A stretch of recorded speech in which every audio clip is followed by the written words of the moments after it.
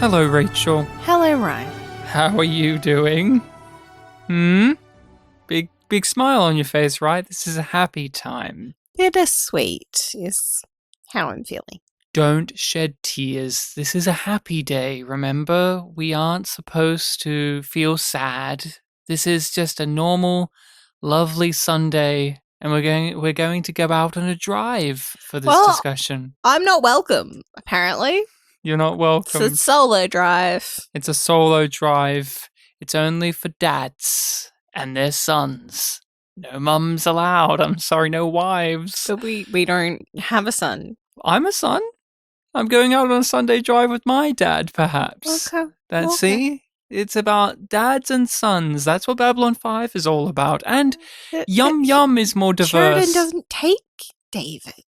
No, he doesn't. Or his dad doesn't take him. Lorian's kind of like a dad. He birthed him in a weird way. Yeah. He helped give him life, but... Yeah, he gave him life. He couldn't create it. He could just blow on the embers, as the reminder gives us.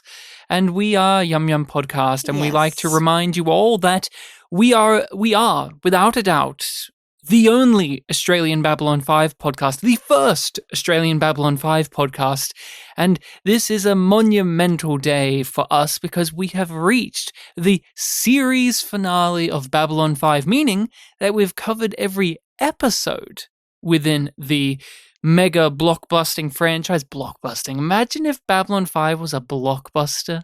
Could you imagine if The Road Home was released in cinemas and people went crazy for it, like hey, we watched Force Doctor Awakens? Who in cinema, so yeah, nerds do have power. I mean, they're Star Trek movies, for Christ's sake. But we are Yum Yum Podcast, a husband and wife team who review episodes of science fiction television, one episode at a time. We've done Star Trek Discovery, Space Above and Beyond, Babylon 5, and we are also currently going through The Expanse as well. But why are we called Yum Yum, Rachel? For the 112th time for Yum Yum, even more so.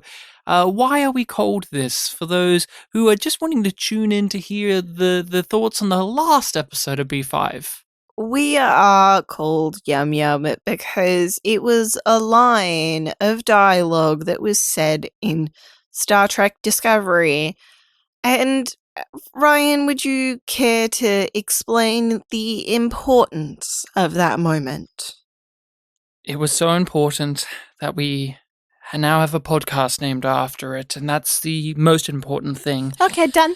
Some people so may we're say that it here helped to get talk Michelle about Yeoh an Oscar, but... Babylon 5 today, though. No, in all seriousness, Rachel, please regale us all with Yum Yum. Everyone's banging their chairs and saying, I love that you repeat this information every episode in slightly new ways, but in the same pained expression of voice. Yeah. Okay. Commander Nandi, an individual with not enough development to be called a character. Mustn't be a Babylon 5 character, then. No, we've already said that it's a line in Disco, so I didn't think that I needed to repeat myself. No, I'm just making sure that everyone knows there is a distinct difference of ability for writing smaller characters. That will come up later in this discussion. Yeah. So she's given an opportunity to go kill the antagonist. She turns. She licks her lips. She flicks her hair. Oh, yeah. And she says, Yum Yum. Wow. You want to hear a startling revelation? What? I want to reveal this in our final discussion for the main series of Babylon 5. No one, not a single soul, has fact-checked us about the Yum Yum moment. I, on purposely, exaggerated one detail, and it's remained a truth, and not a single person has stopped us from saying it. She does not lick her lips No, at she any doesn't. point. She doesn't. And no one gives a shit because guess what? The moment is so ludicrous that if she licked her makes lips, sense. If It she feels right. If she licked her lips, that would be nothing weird in the moment because the weirdness of her saying yum yum is so baffling that it's like when Sinclair surpasses all. would obviously we're going to talk about the yum yum energy and moments and stuff in this episode, but in all of Babylon 5, I think you go back to the gathering in the TNT cut specifically, and Sinclair's introduction, our main character's introduction, is talking about alien genitals and how to fuck aliens. That was weird. And Commander Nandi's this non-character, and she gets this truly mind-boggling line of dialogue that does not work in the confines of Star Trek, does not work in that sequence, does not work in modern television barely, and yet it is there, and both of us, it's not just myself, both of us have very strong feelings and reactions to that. It wasn't just, oh, Ryan, you found it funny. Like, you also were affronted by it. Flabbergasted. Gilmore Girls could probably get away with it.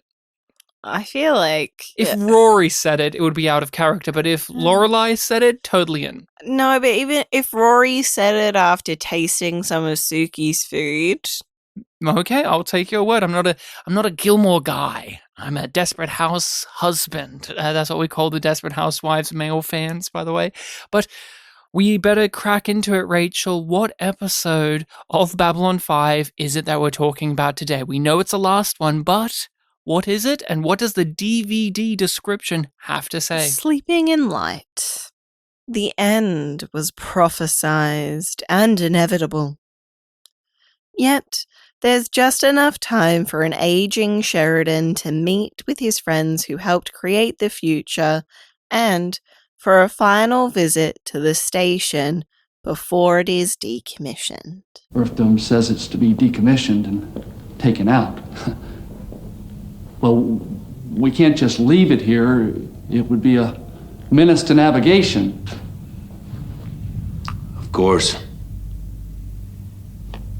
Looks like we're still tied together, even now. This is actually the most stressful moment for us in any of the coverage.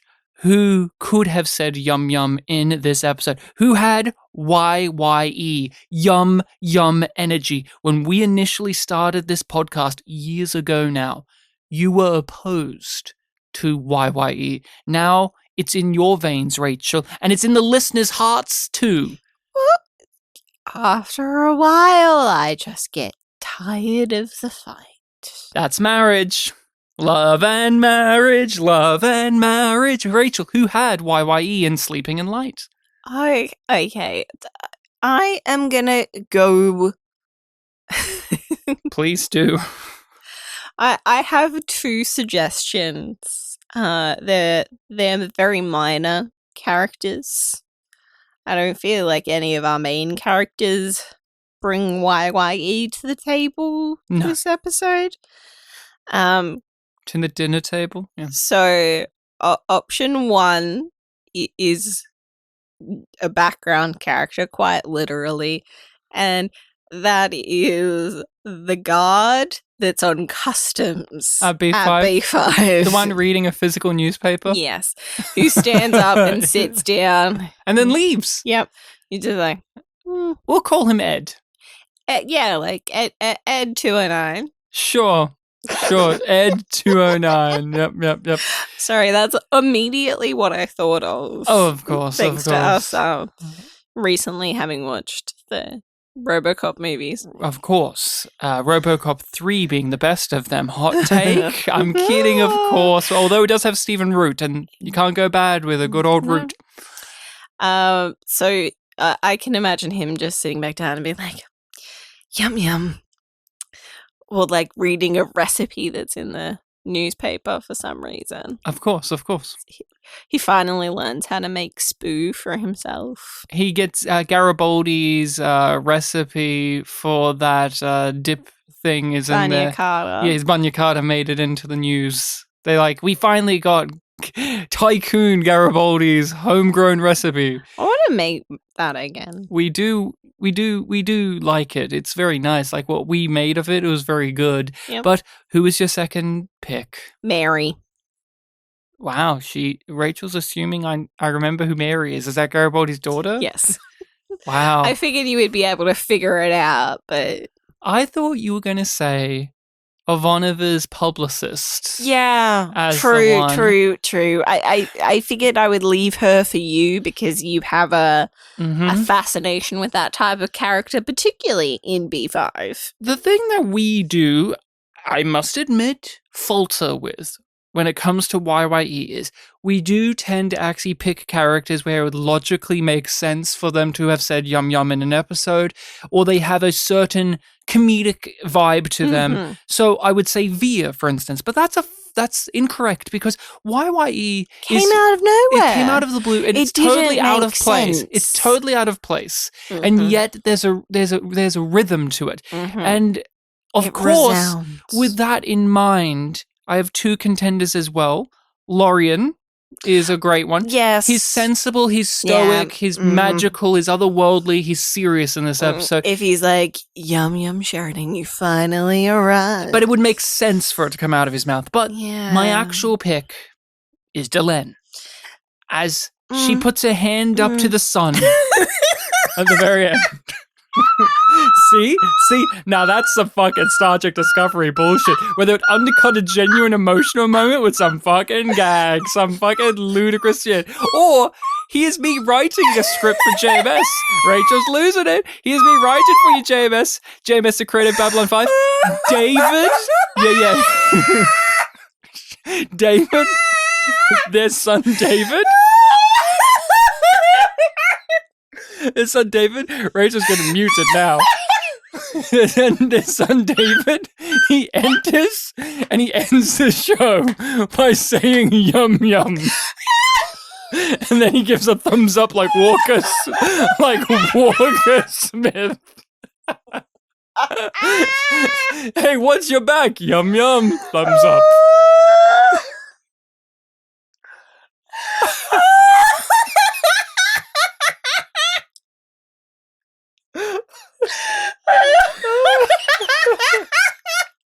And then the music at the end of the credits. Listen, and then the music at the end of the credits is flute being played by Takashima from the Catherine. So that she gets included too in the show. Every other character got a fucking shout out, not her though. Nah, she's too busy wearing cool sunglasses on Star Trek Picard.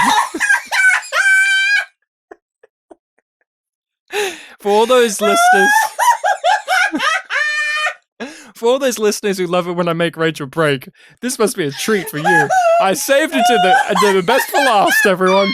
Best for last. Can't wait to go this bad in Lost Tales. Watch out, Rachel. The tails, they're lost.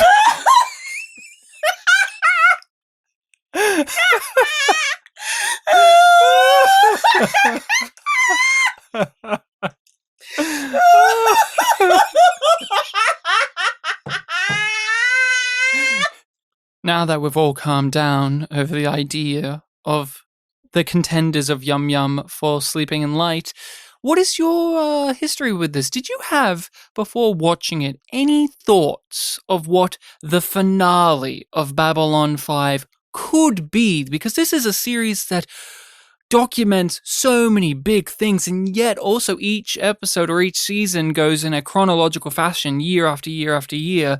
Did you have any notion in your mind of what Sleeping in Light could entail? Well, I knew that it wasn't going to be a flashing forward thing because we had that episode already. Where it wasn't going to continuously keep jumping through the different years. It wasn't going to be like the end of 6 Feet Under. Spoiler alert for 6 Feet Under. I don't know. I don't care to know. But everyone loves that finale. But you were saying, so you didn't think it was going to 6 Feet Under you? No. And I didn't think that it was going to be a big bombastic fight style thing. I didn't think it would be like the end of Buffy, where it's like getting everybody back together again and one last big fight and the Like with Angel. world's changed. I didn't think that it was going to be like that either. But I really wasn't sure what it was going to be. I'm very similar. I didn't really think of how this show would end. It took me by pleasant surprise of what it does choose to do, but also it isn't cheating you. And there was never any doubt that this was going to logical, the stick choice the that's landing. made, yeah. Because it's emotional. That's the thing. It's logical because it's Centered, emotional. character-driven, Yep. reflective, all things that you want a series finale to be. And it goes into the themes that have been explored over the course of the 5 seasons. Yes, I was very much looking forward to it. I have had my history with this series where I was locked in a room for many years with just the first season, and being able to consume the rest of it was exhilarating. And it was such a wild ride of a time that I didn't give too much thought about where it would all end. And once we get into Sleeping in Light, one of the things that is really profound about it, other than its deep emotional resonance, this is a tearjerker of a series finale in its quiet simplicity and how it is just living in the beauty and tragedy of someone meeting their final moments and the people's reactions to that, as well as the actual person. And so much more to be said, but what really I find to be a draw of this episode is actually the antithesis of what we talked about in Objects in Motion, which is this is one with no plot thing. It doesn't have, oh no, we must overcome a thing. Oh no, there's some no assassination plots here. There's no real antagonist to fight. There's none of that. A strange thing happens, and it is an what acceptance of the end. It's what we said that this series could do, which is it's a series of character scenes, one after the after the other, after the other, after the other. Of course, there's a structure to it. Of course, there's a thematic bedrock that this is living on. But that's what I really love about Sleeping in Light is it's taking its hands off the steering wheel and saying, we have been so plot focused in many episodes, especially in the back half of season 5. It's time to just let go of that, because who cares? Who cares about some of those plot things? Oh, what happened to the telepath war? And oh, this or that or the Drak. No, what really matters is these people we spend time with. Where are they at now? Where are they going to be in the future? And what is the statements to be made about them and what they've done in the course of the series we have been participating in? And for you, what do you think about that? Because some series finales, especially of a sci-fi epic, feel the urge to have the drama of all of the plot threads converging and an antagonist being overthrown. Yeah, but like I said, I didn't think that it was gonna do that, especially with like in a way, I knew that wasn't the way that the show was going to end from at least halfway through, because that just doesn't reflect what the show is or wants to do. And having such a strong main voice through the whole show, it was like, well, no, it doesn't make sense that they would just flip it and do that. And it was reassuring that a finale like this could exist. It's directed by JMS, for one. That's a difference. He's never directed anything else. This is the only one. He is in it. He shuts off the lights at the end. Yep. This is definitely a series that's helmed by an individual, but also, as the credits show, it wasn't just one person who did this. It's so many people came together to make sure that this reached the end, that this became the best thing it could be under the circumstances. And we've talked about that. Go back to where we were with The Gathering, and it's really a messy introduction. It's sloppy, it's slow paced, it's not that enthralling. Doesn't know what it wants to be yet. It does want to be something, but it doesn't know how to be it. And then Sleeping in Light, there is no doubt, no hesitation. It's like what Sinclair said about himself, about how he is the arrow that springs from the bow, and that is Babylon 5 when it reaches its conclusion here. There's stuff afterwards that undoes some of that statement, but for this moment in time, this thing here, the end of the main story, is satisfying in that way. Yeah. And the plot of it is Sheridan is dying. He's dying. He's finally getting to... The DVD summary actually does a really good job at summing up what the episode is. The Interstellar Alliance, based on the homeworld of the Minbari Federation, was founded in the Earth year 2261, shortly after the end of the Shadow War, 20 years ago. 20 years of history. Those of us who survived have seen it all, and those of us who understand have been waiting and dreading the arrival of this day. The heart of it is we care because we love those characters, specifically the romance of Sheridan and Delenn. That is what keeps it all together. Because you could still do this, right? But if we don't care about that central relationship, it means very little, because it is about the struggle of watching a couple. Yeah, it's about a struggle of watching a couple accept that they are going to no longer be together in the way they are now, that one is about to die, and the one who's going to stay has to reconcile with that, while the one who is dying has already come to terms with it. And there's such a bittersweet quality to it, but it's just so well realized. And as a premise to an episode, you feel the emotional burden of it, because a season ago, we were told this would happen. Like, in 20 years, he'll just shut down and stop. And when we initially heard it, it's like, oh, that's sad, but also, that's 20 years. There's just a certain, like, again, you're at a distance from it. You've got time. You have a limited amount of it. But it's still years away. It's better than having died in that moment in the past. But now we, like with Delenn, have to reconcile. Yeah, and I think that we really, as an audience, connect when Ivanova is talking with her, and she's just like, we've had 20 years to discuss this. So, like, I'm as ready as I can be. But that's not really being ready at all. And I think that really connects as well. One aspect I really adore about Sleeping in Light for the character stuff is that Sheridan, who is a man that has many facets, but overall we think of him as a charming, dumb goofball. That's how we have viewed him very much. Like, he has his intelligent stuff, his tenacity, his honor, so on and so on.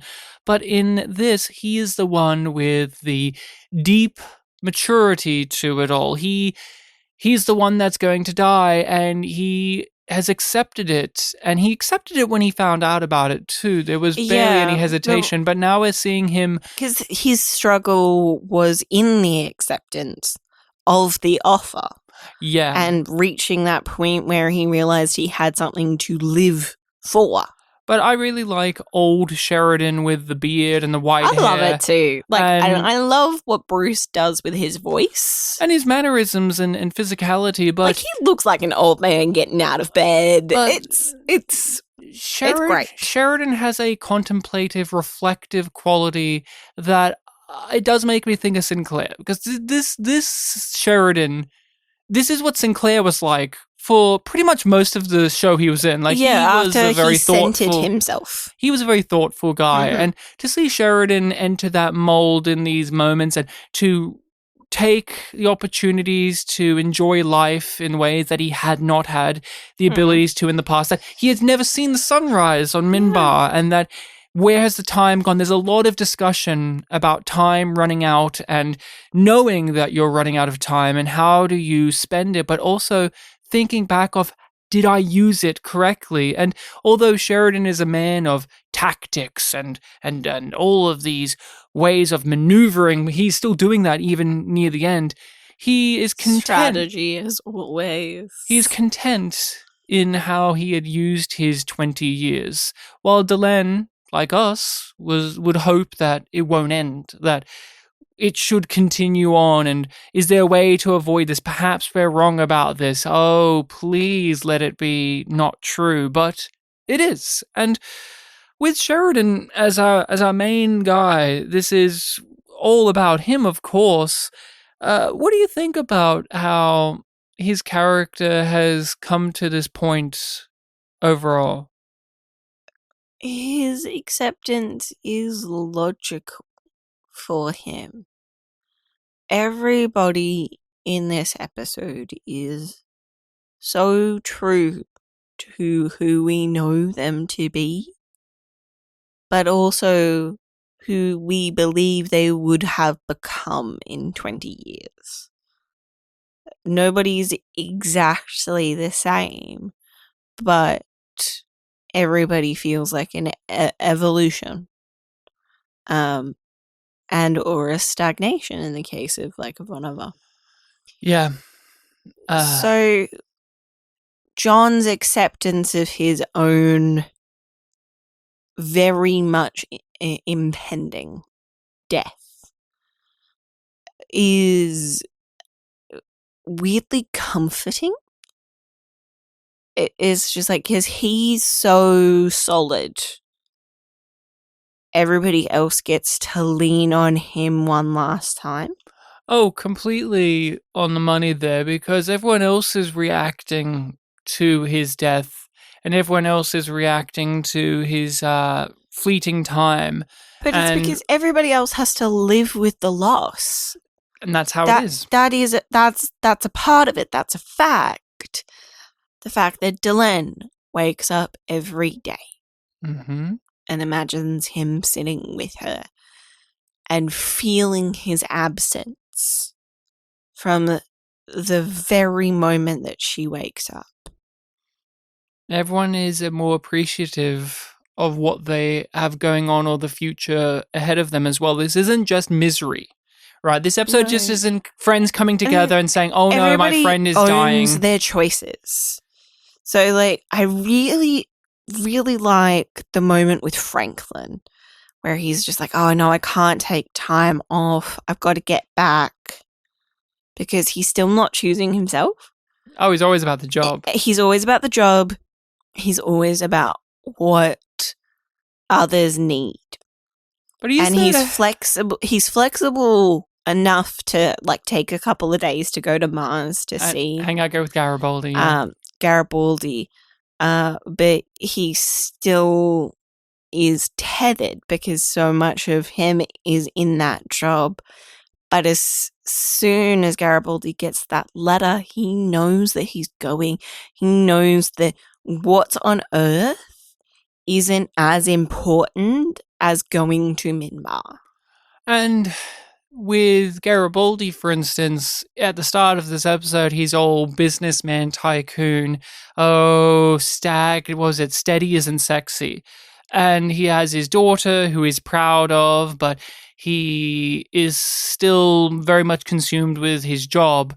And Lise doesn't exist in this episode outside of a hand that hithers, I'm pretty sure. But no, Lise doesn't exist in this episode. I'm sorry. No. I'm thinking of the previous episode where we were flashing to Garibaldi smoking a cigar like we do in this one. He has a goatee and everything as well. But my point being she's out shopping. She's out shopping because ladies, am I right? Women shopping. Before Independence Day gets super busy. Yeah, of course. And they're using their Martian space bucks.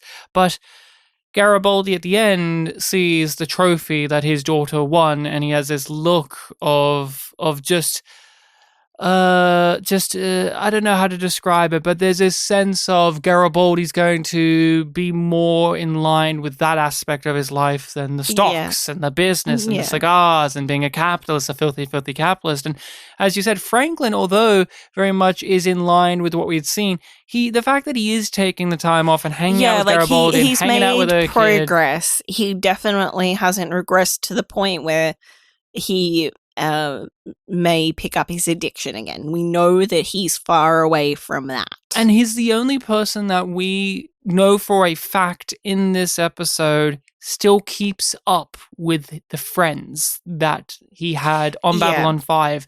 This is very much rung out loud when we see Zach Allen, and nobody even knows that Zach Allen's not on Earth anymore, that Zach Allen's on Babylon 5. Like, yeah, they're all friends. Been 6 months. But no one noticed. And then you have, obviously, you have Ivanova's back.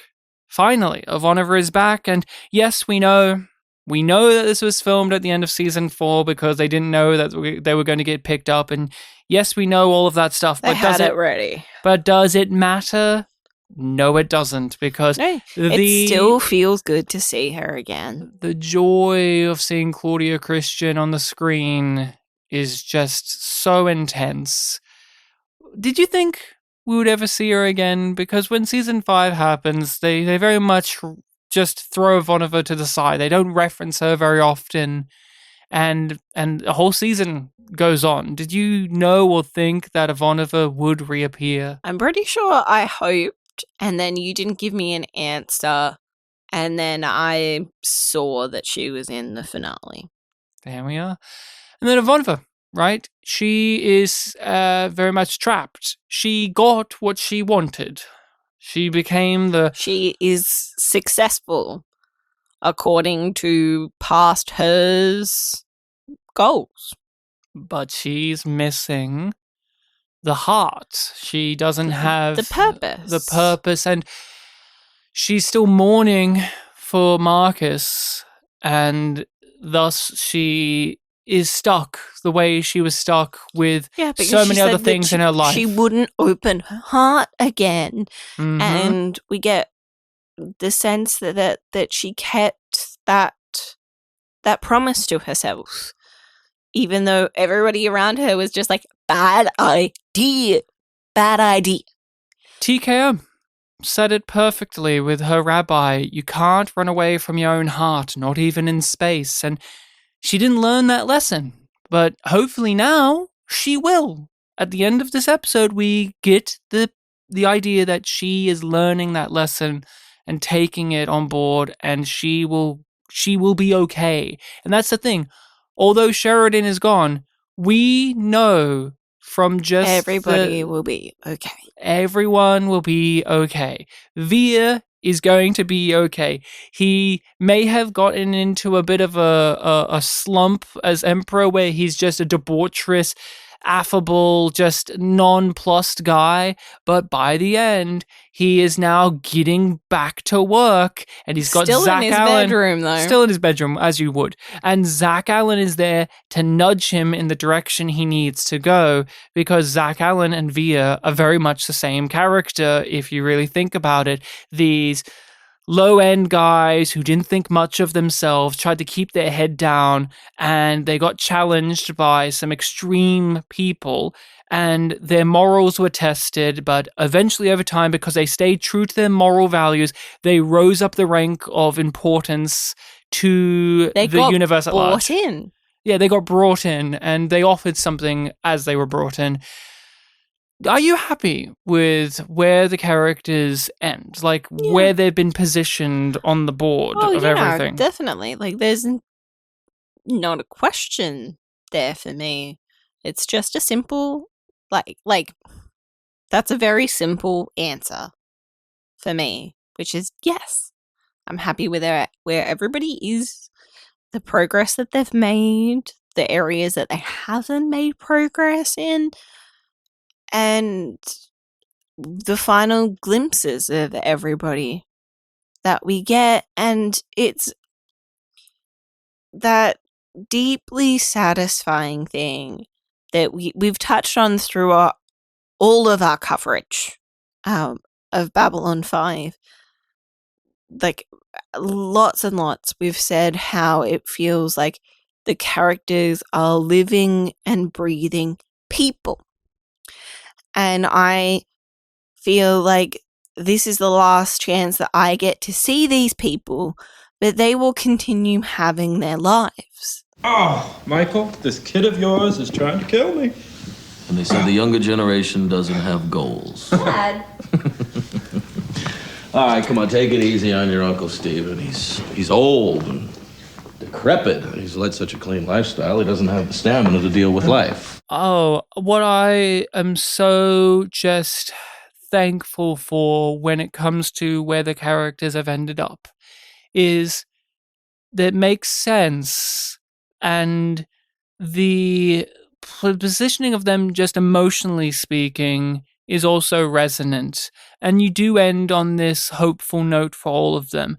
Because why I'm thankful is, and Rachel, you will definitely speak volumes to this because there's a specific series in mind that does this, which is when they visit characters in the future, or even if it's a revival show saying we come back, there's this certain arrogance of writers to be ever so clever and to be ever so fucking up their own ass to have the people that we've known and love end up in such drastically different places to where we knew them to be, or they're just in such dour, dark ends or pathetic places. Or they're just exactly where you left them off, but you fast forward it to be like, 15 or however many years later. Did you have any guesses of what series I'm thinking of in mind for you? Gilmore Girls? Yeah, Gilmore Girls. Like, Gilmore Girls, its revival show, does that thing, right, where it's like, oh, aren't I so clever? Here's your characters again, but they suck. Nobody said no. Nobody said no, because Netflix fought hard to get everybody on board to make the show. And then they just... nobody said no. But there's no arrogance to Babylon 5 here. They're not trying to pull any rug from underneath you. They're not trying to subvert your expectations. They are giving you what has been set up, and it is satisfying because it was always satisfying. Promise. It fulfills its promise. Which the best finales do. This does it. Breaking Bad does it. Better Call Saul does it. Oh, there's so many we can keep listing that manages to do that. Sheridan, reminding us that he is in fact Jesus Christ, calls for a final supper. He goes for a last supper with all of his friends, even the one who betrayed him, Judas, with Garibaldi. And they have a meal. They discuss nothing. Like, that's what I really appreciate is they're all just shooting the shit. They're reminiscing, obviously, but it's not a dour occasion, and that's what Sheridan wanted. He wanted a party. He wanted a celebration, and to see his friends for one last time.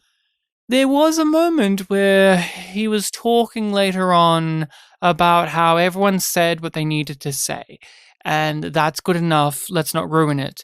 And what is, again, admirable about this is their big dinner scene before they get to the toast, which is the emotional climax of it all. Yeah. And Via has a little speech too. But when we actually see this episode, we don't get Garibaldi grabbing Sheridan aside and pouring his heart out to him like you would imagine someone... I regret that moment for all of my days. Or I've always been meaning to say this to you, Sheridan, and blah, blah, blah. Like, I never would have said this before, but now it's my final chance. I've got to say it. There is no deathbed confession type scenes. There is no what you would imagine, right? Like, if I said to you, the last episode is all of our characters getting together to say goodbye to Sheridan. You would expect that melodrama, and it's not here. What is here instead is them talking about the good old days and just having a laugh about it. Connecting. And then Via brings what he always has brought, which is insight. He may have become more like Londo over time, as we've seen, which is unfortunate, but he reminds us who he is because he has this whole little story about the Pakmara and how we judge books by their covers. Even to this day, we've created this massive interstellar alliance. I'm an emperor of my people, and yet we still believe certain things via their appearance or what we perceive. But I learned something. The Pakmara have beautiful, angelic singing voices that capture such emotional complexities that you would never expect from those people. And it takes everyone a moment to just recognize that. And in a way, They sit with it. that's why they're there. Like when Sheridan first came in, who would have guessed that we would have had all of these incredible nuances brought in with a guy who is, I'm the Star Killer and I love my Abraham Lincoln speech and I just love oranges. And it's another moment where it's just like, if the show had gone how JMS planned it, like this just, it wouldn't exist. It's one of those things where we've touched on it before, how like the original plan was for them to go back in time and to stay with Sinclair, not Sheridan. Yeah, obviously. Sheridan wasn't in the plan. And it breaks my heart thinking about how much we would have lost out on if that had been the case.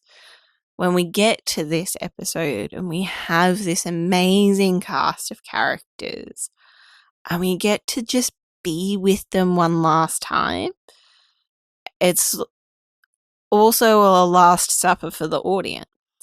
And for the show itself, for the people creating the show. There's a sense of finality to it all.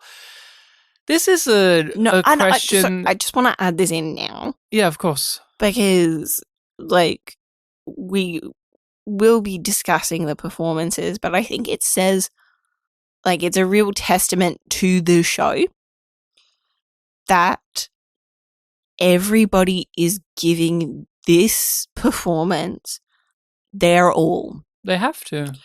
And not in a way that is flashy or attention drawing. It's an extension of what we've been given. But it's enthralling. I was actually going to comment upon that as well, but in terms of Sheridan as a character. Sheridan is not my favourite character, nor is he yours, but Bruce's performance. But Bruce is great. But what I was going to say is Sheridan, John Sheridan, is he the perfect protagonist for this series? Because he's such a malleable character. You can he's an action figure. You can pull him in all different ways and again, we keep saying it, but like different nuances, different layers, different thematic things you can do. He can be noble and heroic. He can be a crotchety, paranoid little loser man. He can be a failure. He can be wise. He can be dumb. Like, he has so much range, and Bruce always brings the range when it comes to Sheridan. And that's why when it's that thing of Sheridan is your protagonist character, and oftentimes the protagonist, especially in these shows, they're the centerpiece, but like by necessity, most of the time you care about other people. And when you have to focus it all in on them, in a way, it really highlights the strengths or the failures of the writing. And in this case, and also with The Road Home, which was a very Sheridan-centered story, it highlighted that JMS knows this character. As diverse as Sheridan is, he knows Sheridan very, very well, and so do we. And not only do we know Sheridan, we also know all of the people that they toast to. Oh, the toast, the big gut punch, one of the many big gut punches of the episode, where they toast to the absent friends, the people who didn't make it along the way to this point. And Zach Allen even references such a thing as well later on, that I thought that we wouldn't make it, and some of us didn't. And there's a sadness there too when you are aware of real life and how many of the cast, especially the ones in this episode, aren't with us. Yeah. Like you get that scene at the end with Ivanova and the gang on Babylon 5, and Ivanova's the only one left in real life. Like Claudia Christian's the only one left in that scene that's still with us. Like everyone else has passed away. And when you have an episode that's about that, it just... as time marches on and you're a fan and a lover of the series, it grows stronger. It adds more weight to what is already a very weighted moment and episode of television. They toast to the friends they've lost. Garibaldi toasts to Jakar because they were friends, and Via toasts to Londo. In spite of everything he did and everything they went through, he still misses him. And Delenn acknowledges Linnea. What a moment. That is the truly wild one, because Linnea, we don't know in the show, in the confines of the show, we don't know what happened to Linnea. Like, what happened to Linnea in between Objects at Rest and this? Did he die with his honor intact? Did he fulfill the thing he did, or did he die like a dog? And we won't know. Nope. I know that there's answers out there online, but it's not in the show. Yeah. I don't give a fuck.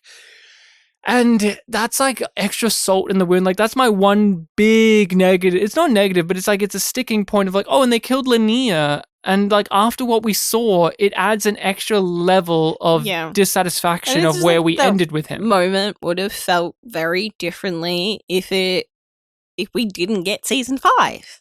Yeah, I always wonder how this episode would play if there was no season 5. Would it work? And I think slightly it would. I think many of it would have that asterisk of, oh, we have to end the show.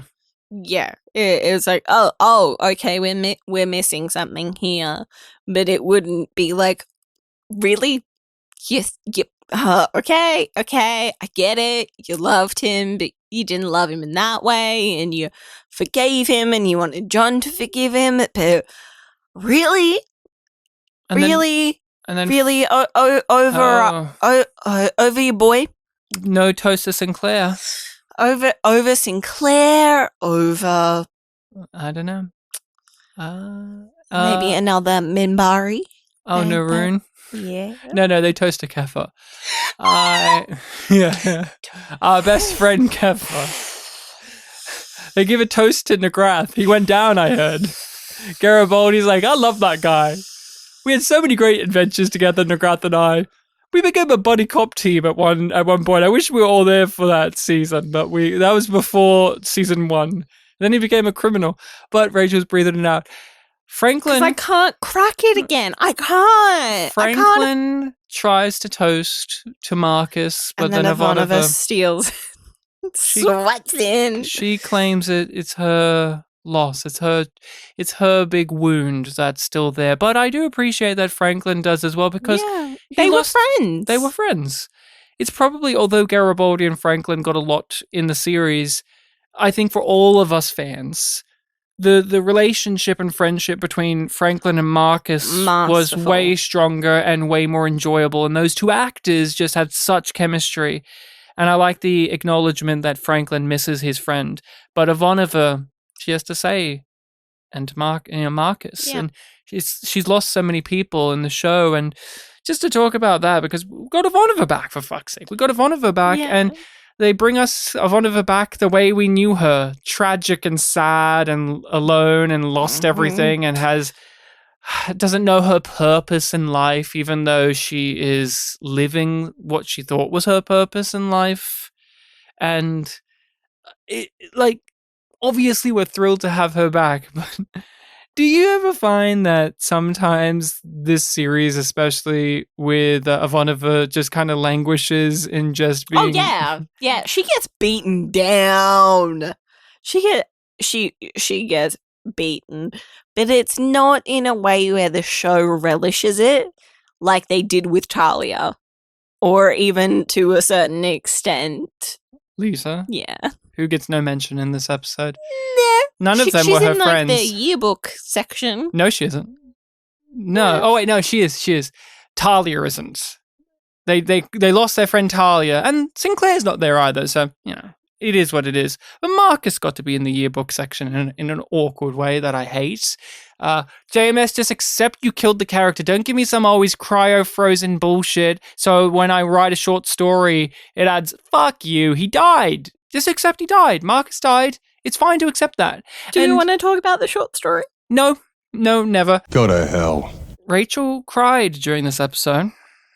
Rachel shed some tears. This is a very tear-filled romp for our friends, and it's one for us as well watching at home. I'm not afraid to admit that I've got watery-eyed a couple of times when watching Sleeping in Light. I don't blub. I don't have them streaming down my face like others, like Rachel does. But Rachel, tell us a bit about when the episode cracked you open, when you had to come cuddle me when watching it.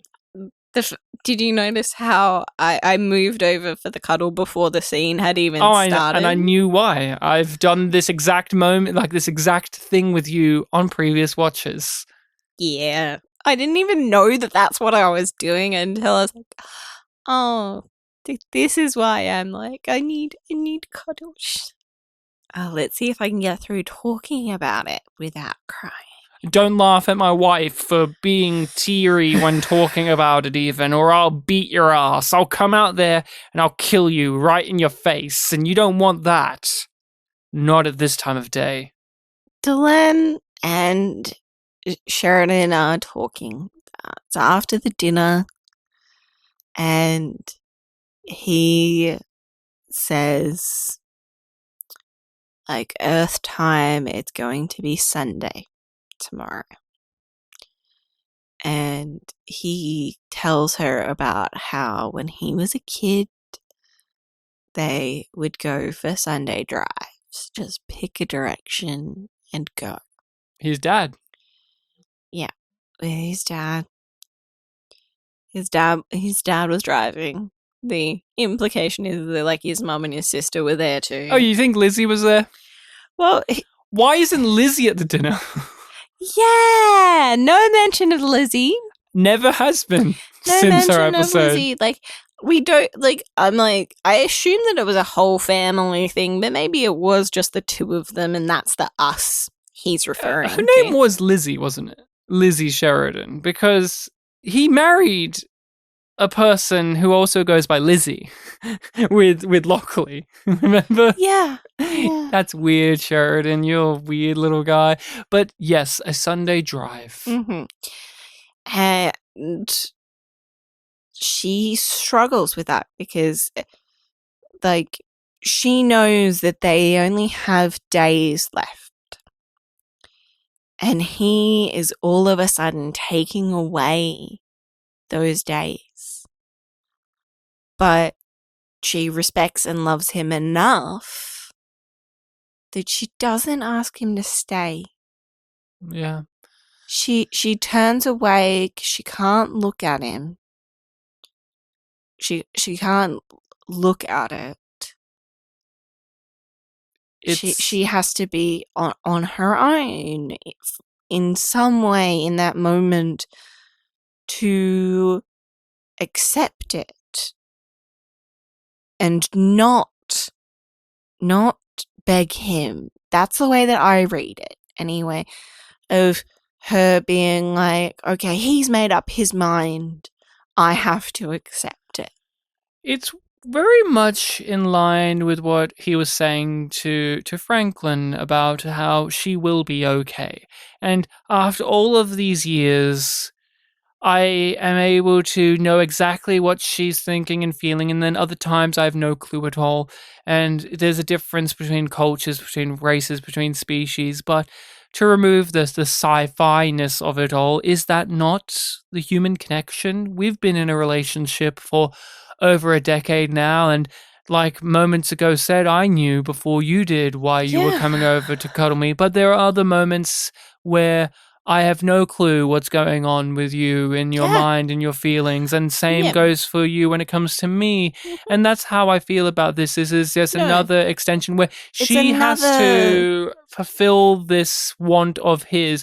even though it's something she clearly does not want. She would want to spend the time with him, but she has to give him what he is needing right now. And he wants to accept his death in a very human way as well, in a very Sheridan way. The attachment of his father in this is very, very just accurate to who he is. He's always had this deep relationship with his father. Now he's carrying something that his dad gave him as a child to himself as he's going to die. He's going to go on a Sunday drive, and those Sunday drives were nice. They were happy times. There was no stress. It's that thing of, although you may say, I've never gone on the Sunday drive, we all know some variant of that in our lives, of that moment of nostalgic rose-tinted bliss, of innocence and youth and wonder and those happiness. Moments where you had no obligations. You got to just be. Sheridan says that they should definitely do this too as some kind of political move, because if he dies here, it will just be normal, ordinary. And he shouldn't be ordinary when he dies. He should have this mythological end where he goes out in space and it's a mystery, and the Minbari will enjoy it too. And that's great stuff. That's typical Sheridan. That's typical JMS. And it's also a bit of a comment on, it would be boring if you watched an episode where he just died at home, right? We need it to be poignant. But I really forgot this, but I was really happy to see it come up, is he's going to the sea, which is something we knew about as a Minbari concept from the first season. And it comes up again in this last episode. And I forgot that connection. I forgot that callback. I remember that one because it's something that the show doesn't feel the need to explain. Like, it's just said. It's just like, and you know that means, but it's left there. It's left there for us to know what it means because the two characters do. Is it fair to say there's very, very many heartbreaking, teary-eyed, emotional peaks in this series, but is it fair to say that Delenn and Sheridan meeting in the hallway, he's back in his uniform, she's in a white dress, she's in her white. Yeah, it's a white version robes. of her, because on a Sunday you dress nice. You dress in your Sunday best. And is it fair to say that their farewell, their embrace and separation is probably the most just fucking just hard to watch, but also just beautiful? Is it the most emotional scene in the series? Oh, it's definitely one of a different scene in this episode gets me more. Really? Because that's the one that gets me off. When they're in the hallway and she's having to do the act for him of, it's a Sunday on Earth, and I hear it's a lovely time, and he's making jokes about how his uniform doesn't fit, and it must have got shrunk. Oh, that must be it. And then when the music swells and they embrace and they hug and they're crying, and yet they're not able to show each other the level of distance that they're going to have with one another now. And it is the embodiment of an idea that many of us both fear and want, which is to be able to say farewell to loved ones. Many of us don't get this type of farewell. Many of us don't get this very just cognizant with it. Many times a death happens and we aren't expecting it, and there is no time to say goodbye, or there's no dignity in the goodbye or any of that. And many of us would want this if this is the ideal, but also it's such a challenging thing. Like, would you be able to live this out with me, say? Like, this is what I think of now that we're married and we're in a long-term relationship and we hope to be more. You project yourselves onto these characters, and like, could you handle such an idea? Definitely not the way that Delenn does. No. And the thing is, again, remove all the sci-fi-ness to it. At some point, this is something that happens to everyone. Like, everyone dies. And we don't die at the same time usually. Like, we're going to have to really contend with this type of thing, but we don't get afforded the opportunity like these two characters have it. But here it is. And I think that's why I find it the most just devastating scene to watch, because I really put myself into both characters in the scene, and also their acting is just impeccable. It's probably Mira Furlan's best work on the series is this last episode. Just every scene she's in is probably her best. Bruce is excellent as well, but this is Mira's show. This is Mira's legacy here as well. Like, again, devastating to remember too. Like, right before we started the podcast, she passed away, and she's kind of like the heart of the show itself. Yeah. You end with her. You end with Delenn. And yeah, I find that scene to just be, it's almost even hard to get into words with it, because it's just so guttural. Yeah, it is just so emotion. It's so packed with emotion in terms of the characters and their moment that they're sharing. But I was trying to say this earlier when we were talking about something else as well, but it just connects to a universal thing, and that's a praise that we've given out to the show many times. But it's really hard to emotionally explore grief in the way that this episode does. Like, shows do it, where they explore it. I mean, that's 6 Feet Under. Yeah. That's the entire premise of the show. Yeah. But very few singular episodes, I think, get at the experience of grief. And also, like, grieving somebody before they're gone when you know. Oh. When you know. It's the acceptance that you have to meet in grief, because the grief isn't destroying any of the people here. It is challenging them, it is testing them, and it is also improving them.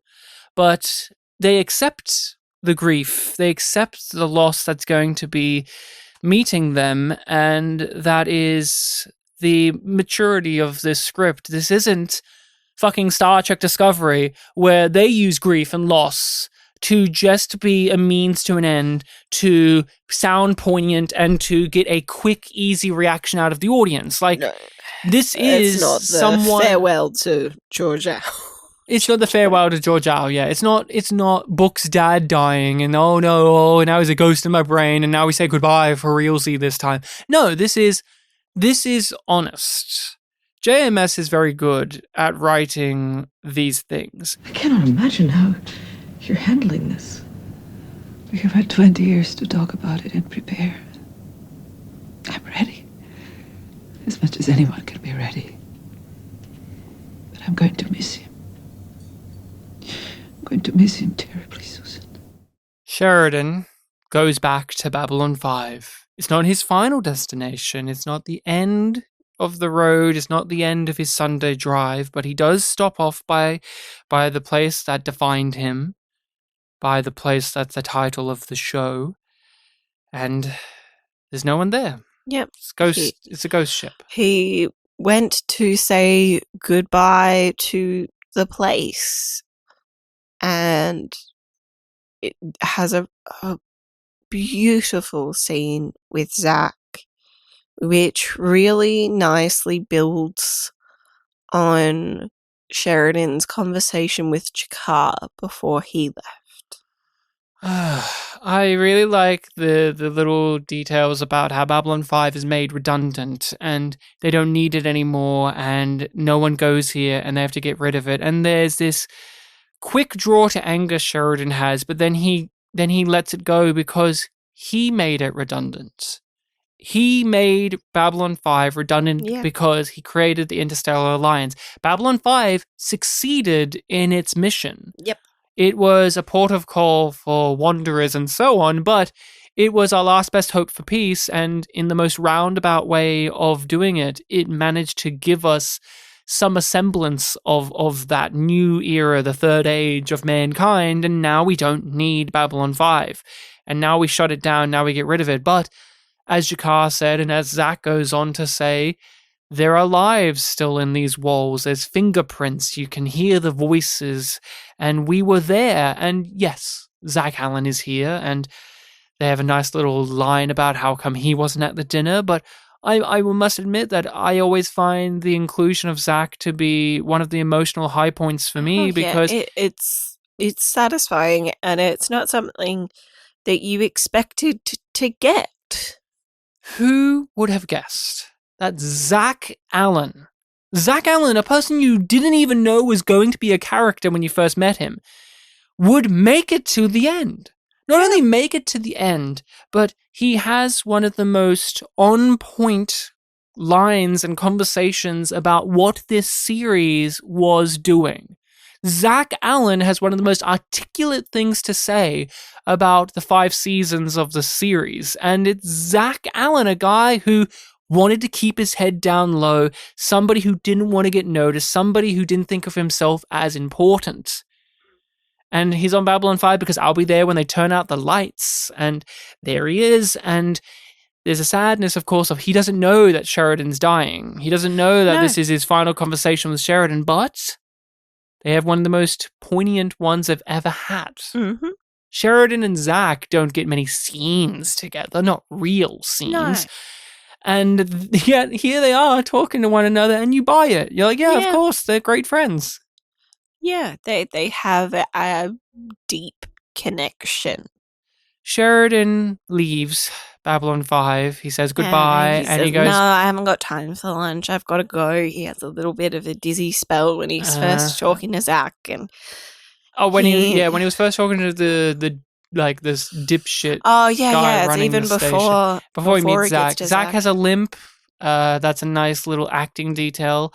Because everyone's in old age makeup, everyone's doing a different physicality to indicate their older voices and everything. But Zach has a raspier voice, a more heavy accent. Was it his idea that he had a prosthetic leg that didn't fit? I think that's like in the novels or some bullshit. I think in terms of this, it's just I have a limp because I'm a security guy.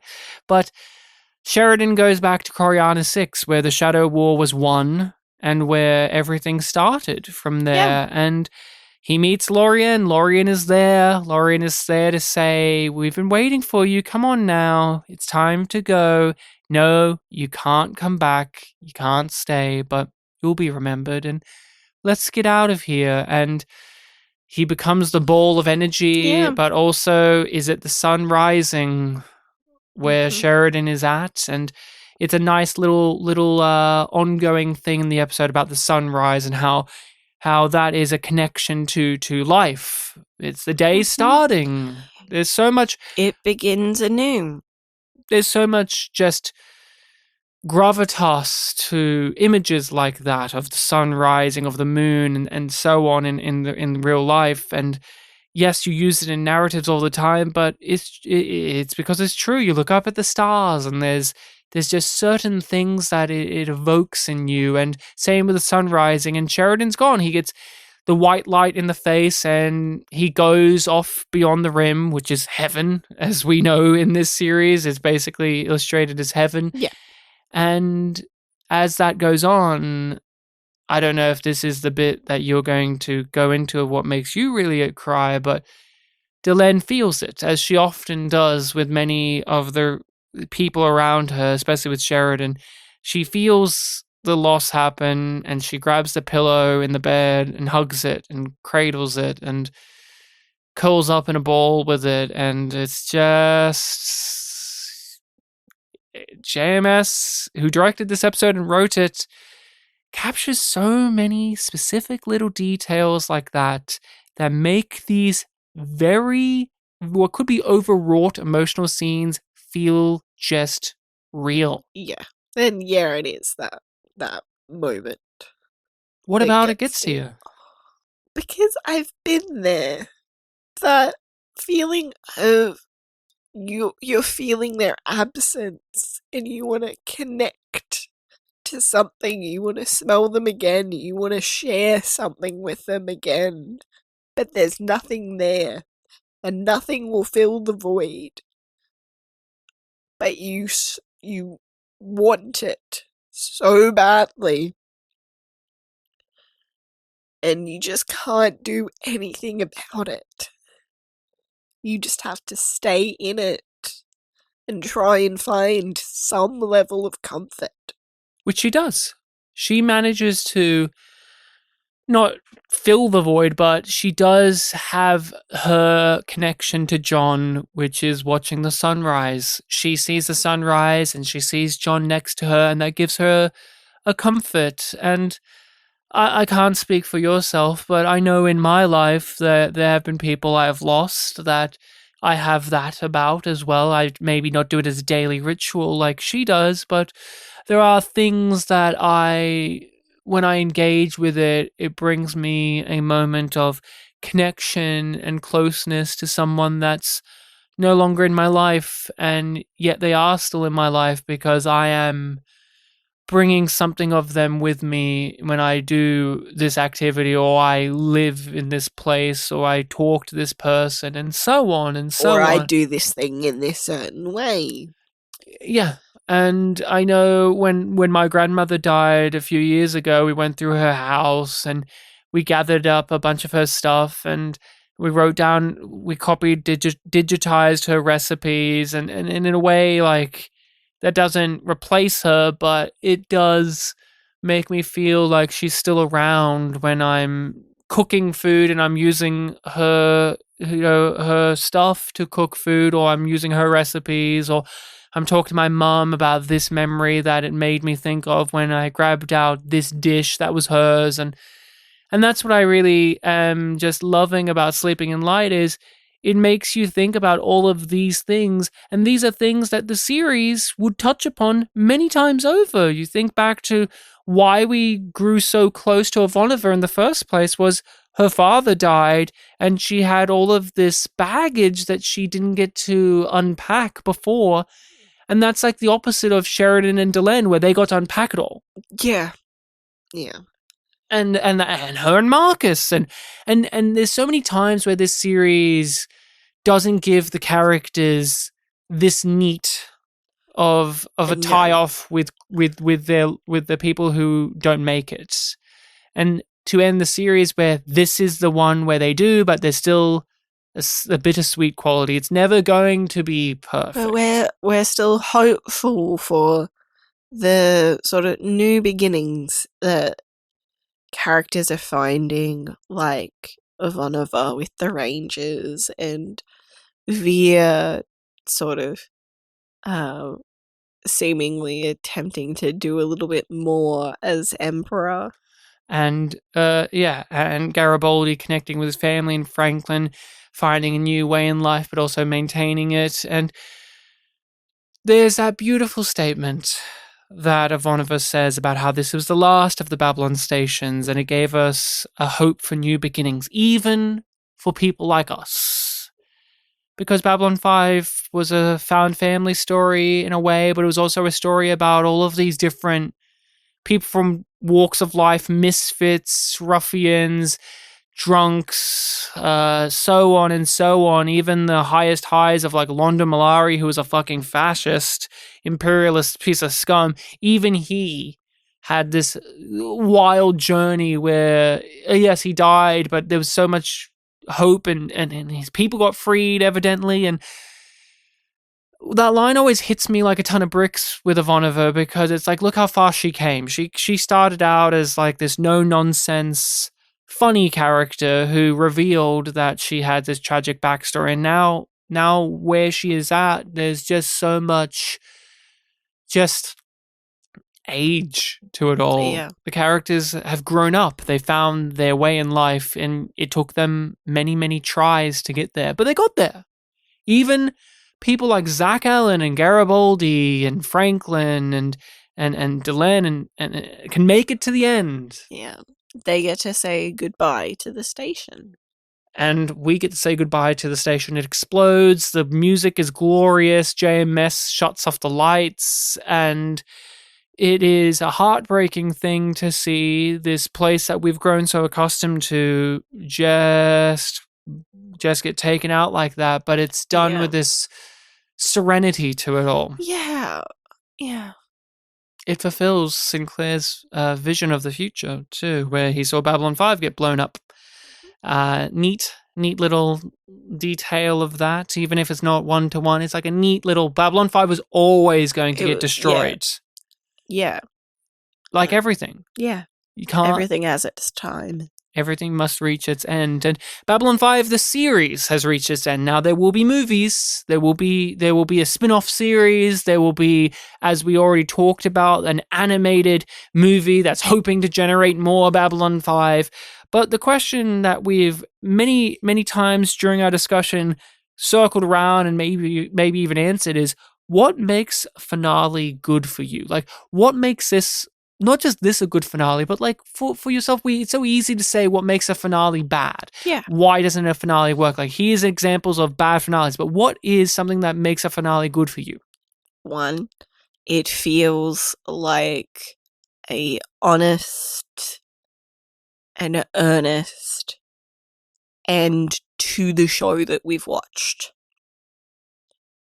It feels like it's ending the show that I've actually engaged with is a logical end. Two, that I care about the characters and that I feel like it makes sense where they end up. I don't have to be happy with where they end, but I have to be able to accept where they are. And that what I can imagine them continuing in some way, like what happens to them afterwards. But I prefer it when I know that stuff will come after it for them, but I don't need to be there for it. Like, I don't need to see Ivanova run the ranges. But I'm satisfied that that is what she's going to continue to do. Mostly, though, I think it gave us hope that there can always be new beginnings, even for people like us. We've covered 4 shows now on our podcast, right? Discovery, Space Above and Beyond, Babylon 5, and we're doing The Expanse. And all of those shows, all of them, struggle to get to the end. They get cancelled, the network changes, they are told to wrap it up and they have to reshoot stuff. In this case, they shot a thing and then they put it at the end. None of them, doesn't matter what time they were made in, what budget they were given, what level of prestige they have, or what brand name they are given. None of the shows we have covered have just got to the end and not had to fight tooth and nail to get there. And Babylon 5, its very existence was about that. JMS said, and it said at start, 5 years, 5 seasons, beginning, middle, and end. We're going to tell it like this. We're going to have these chapters. We're going to have the story arc, and we're going to get to this end point. And by hook and by crook, it got there. There were stumbles across the way. We lost people along the way. We had to change things and so on. It wasn't perfect, but we got there. And the thing that I get so frustrated about is when people talk about Babylon 5 in retrospect, and they mention this messiness, they say like, oh, if it was made today, this wouldn't be a problem as much. No. No. Look at The Expanse. No. Look at Star Trek Discovery. Look at shows that somehow managed to get an ending.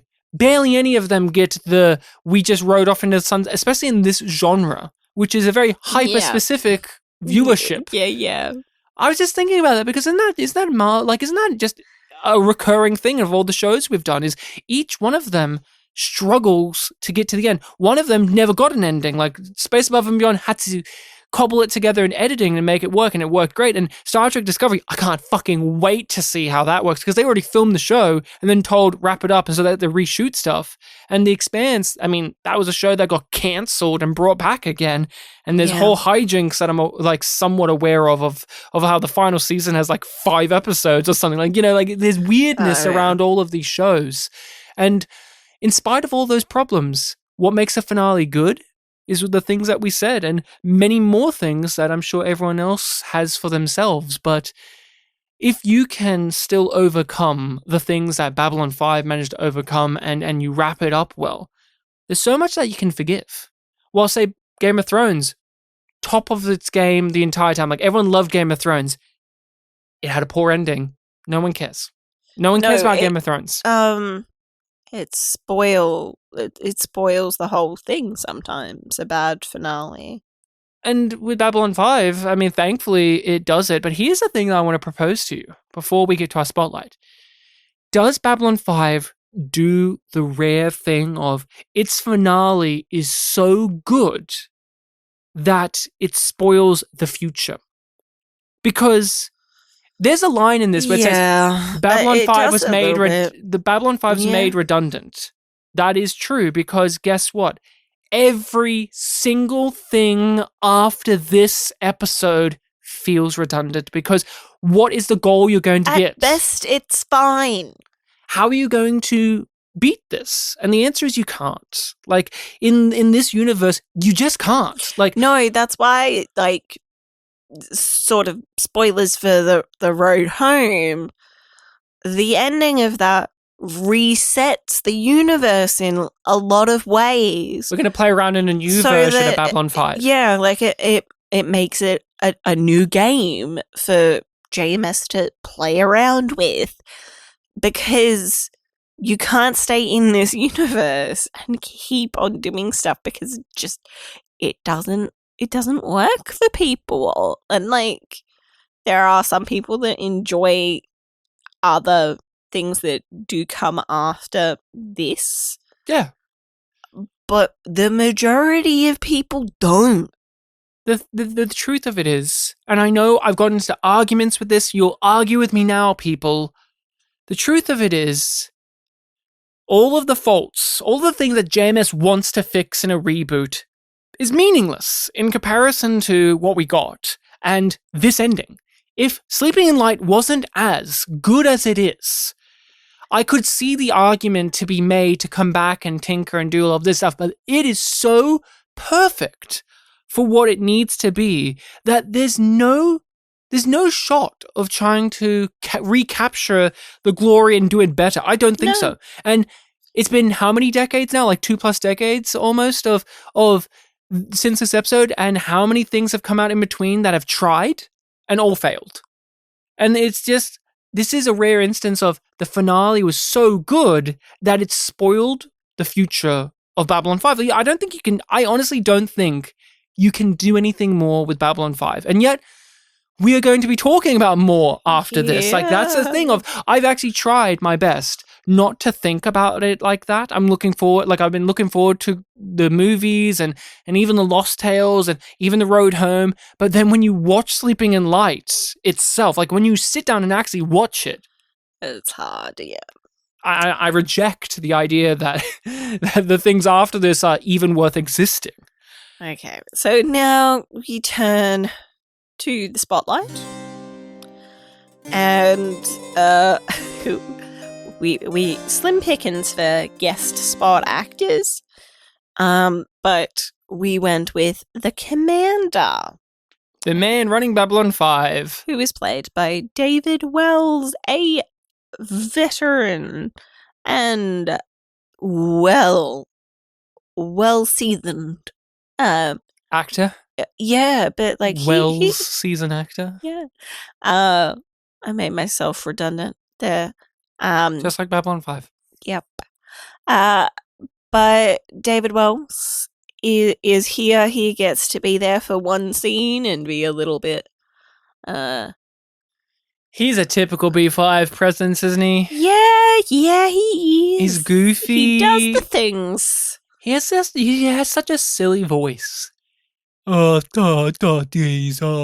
like a real phlegmy voice, real stuck at the back of the sinus there type voice. Love it. Love this performance. I love that in the final episode we still get horniness, we still get wacky guest star characters, we still get weird JMS lines. Because it delivers on what the show was. It never forgot its roots, and that includes weird little guest star characters like this guy to tell us nothing but exposition.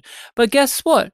This actor brings the life to the character by portraying him as just such a loser. Buffoon. Like this guy's not even just a buffoon, but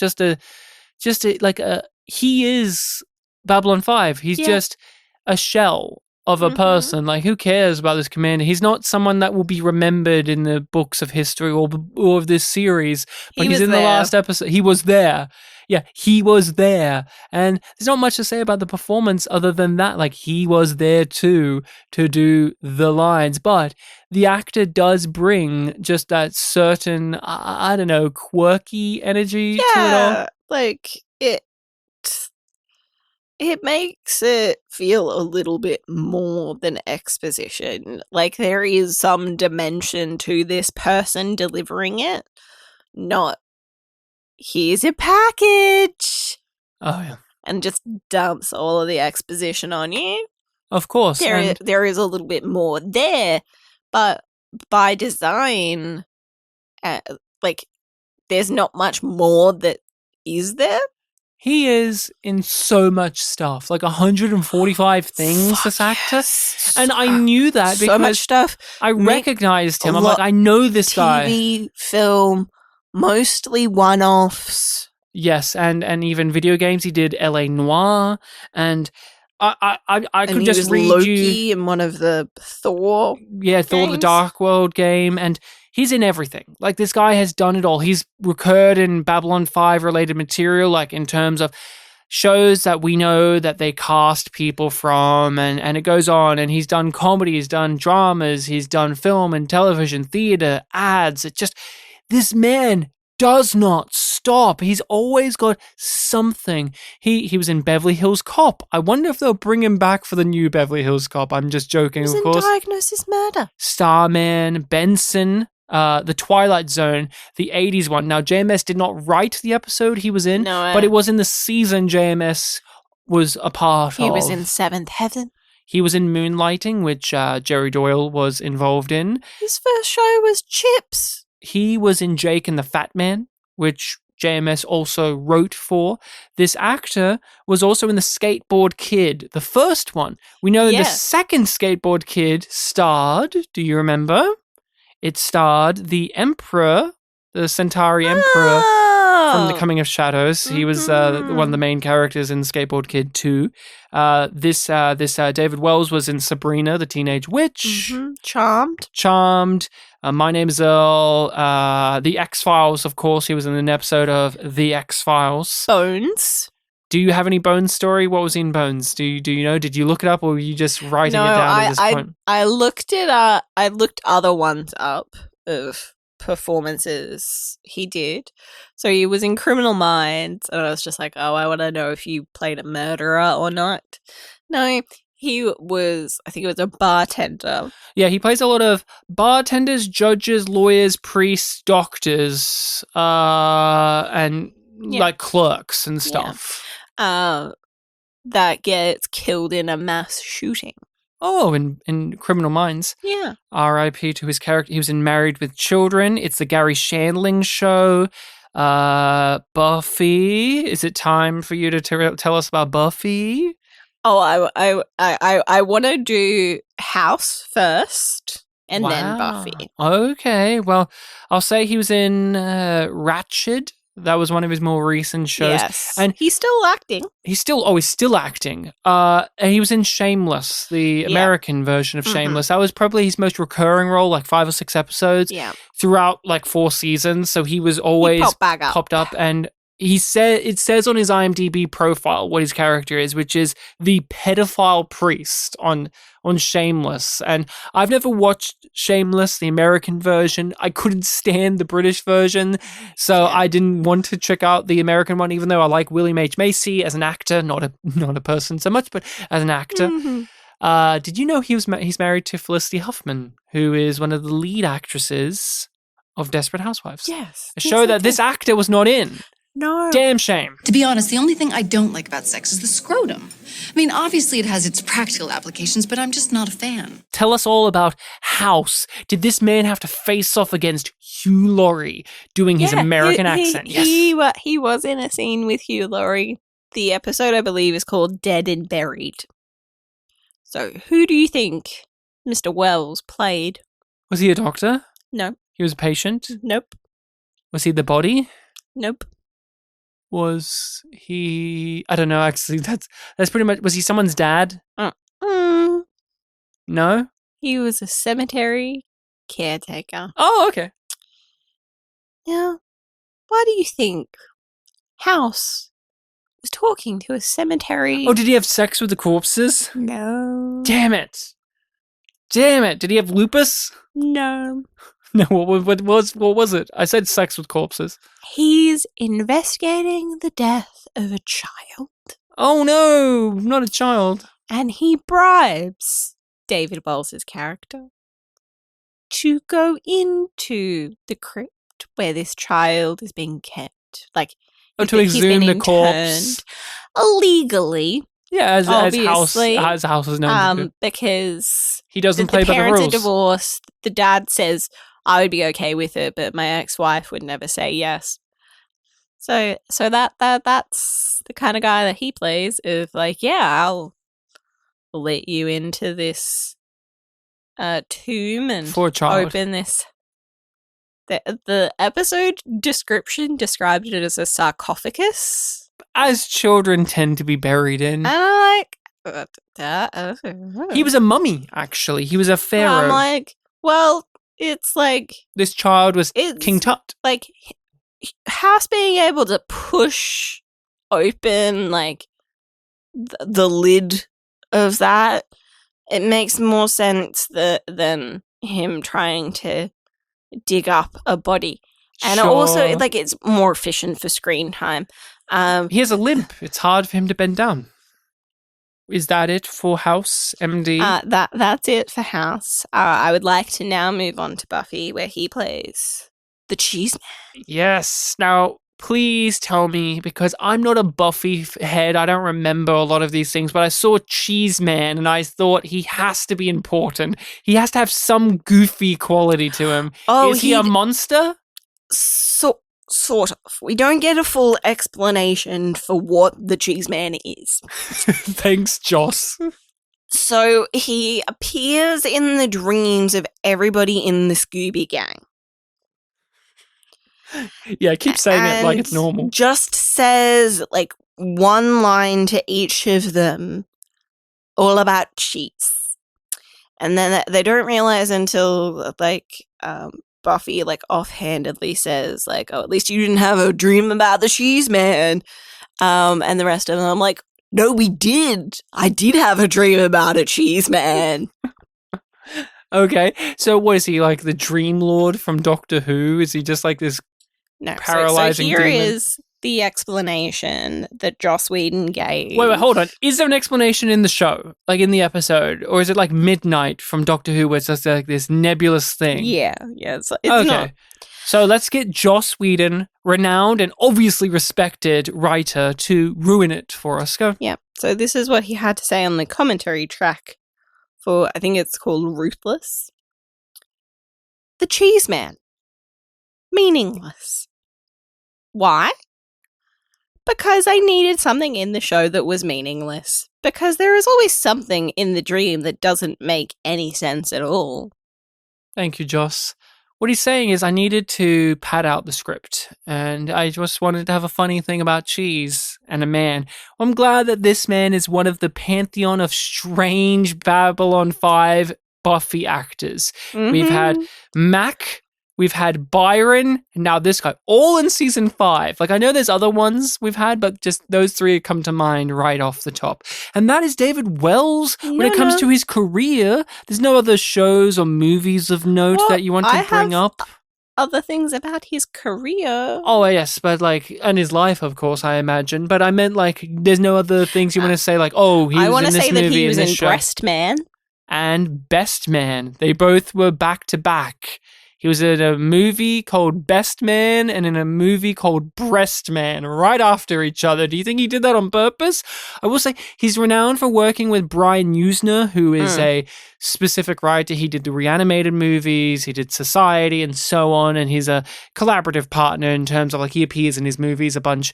Sadly, he was not in the Reanimator movies. I would have loved it if he was. I love those movies. But tell us more about David Wells. Mm-hmm. Well, I thought that I would share his bio from his website. He's an acting coach. And he has a website. Mm-hmm. Yes. Is it a great website? No, it's pretty mid. It's very dated, but it's still, you can navigate it. And it's just very bare bones. Bare bones. So this is the bio that's on his homepage, and the exact same is on his About Me page, which I just found amusing. I was like, no, it looks exactly the same. David Wells, B.A.F.M.F.A. has appeared in over 35 feature films, 150 television shows, dozens of national commercials, and numerous stage plays. All true. Mm-hmm. He has studied with such noted teachers as Win Handman, who taught Denzel Washington, Lee Strasberg, who taught Al Pacino. That is a big person, yeah. Peggy Fury, who taught Sean Penn, Jeff Corey, who taught Jack Nicholson, Roy London, who taught Gina Davis. I know about Roy London too, yeah. And Candy Kaneki, who taught Rosie O'Donnell. Well, I wouldn't advertise that one, but all right. Like I said, it's a dated website. So 25 years ago, David developed an acting program for teens and kids, and since then has taught hundreds of young actors, many of whom currently work in television, film, and theatre. Wells has just produced his first feature-length film, Elephant Size, co-starring with 7-time Emmy award-winning actor Ed Asner. Oh. Well, obviously, this is an older... Yes. Oh, but that's interesting. Yeah. Wells is a noted guest artist/lecturer at many undergraduate and graduate school drama programs at major universities throughout the country, such as North Carolina State University, University of Georgia, Guilford College, and University of North Carolina at Greensboro. Doesn't matter. He's also an associate professor at High Point University. Okay. So he does a lot of acting, mentoring, and teaching for children in movies and shows as well, is what you stumbled across. You were telling me before we recorded. And he has another page on his website where it has different people that he's worked with and the projects that he was coaching them through, I think is the idea. And that there was one main person that stood out to me, and I was like, oh, he coached Mila Kunis in That 70s Show. Oh, yeah. And also a film that she did. Which film? Black Swan. Holy shit. What a polar opposite for Mila, too, because it's the one dramatic role Mila's ever done. That's good. and her iconic, the thing that made her role. Interesting. That is cool. That is neat. There were other notable actors, but that's the one that we're stuck on Mila Kunis, disgraced actress Mila Kunis, who's going to film an apology video near her fucking pool right after this episode comes out. She's going to say, "I'm so sorry, Ryan, and here's my husband, Ashton Kutcher, who met me when I was like 14. But that is our spotlight section, and that is our discussion on Sleeping in Light. I think it's fair to say that we give this a yum yum. It's a yum yum. Yum yum. And next time we'll be returning to discuss season 5 as a whole.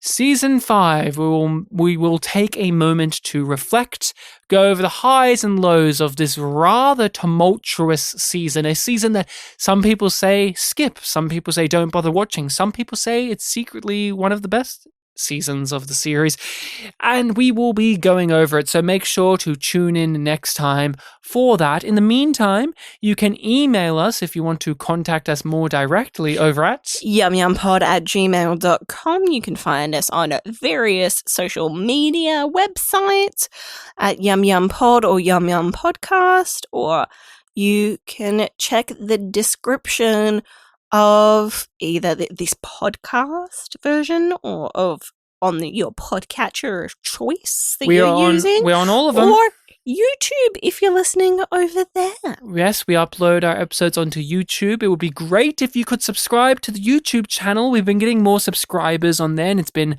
wonderful. You can drop comments on there, or you can rate and review the show to let us know what you think of it. And if you love the show so much and you feel you have the ability to support us, you can over at Patreon. We are on Patreon, Yum Yum Podcast on Patreon. If you join us, you get to be a part of our group Discord, as well as get a myriad of bonus content. More episodes of us discussing The Expanse than are out on the main feed. And things that probably won't make it to the main feed, like our discussions on Star Trek Picard or Strange New Worlds or Doctor Who and so many other grand old things. So come on over to our Patreon, join one of the tiers, and have a grand old time. But until then, we have to lament and cry about the fact that Carl wasn't here for the meme. He wasn't here for the They had one final chance. Did you say here for the meme or the meal? Meal. I heard meme. Well, he wasn't here for the meme either of saying good eating to you. But if one person... Good eating to you though, Ryan. Good eating to you. If one person had to say it in this episode, because obviously Jakar couldn't, he was dead. If one person had to say good eating to you, in all honesty, I think it would have been Zach. Zach would have tapped his chest and said, "Hey, Sheridan, good eating to you," because he wanted to go get food.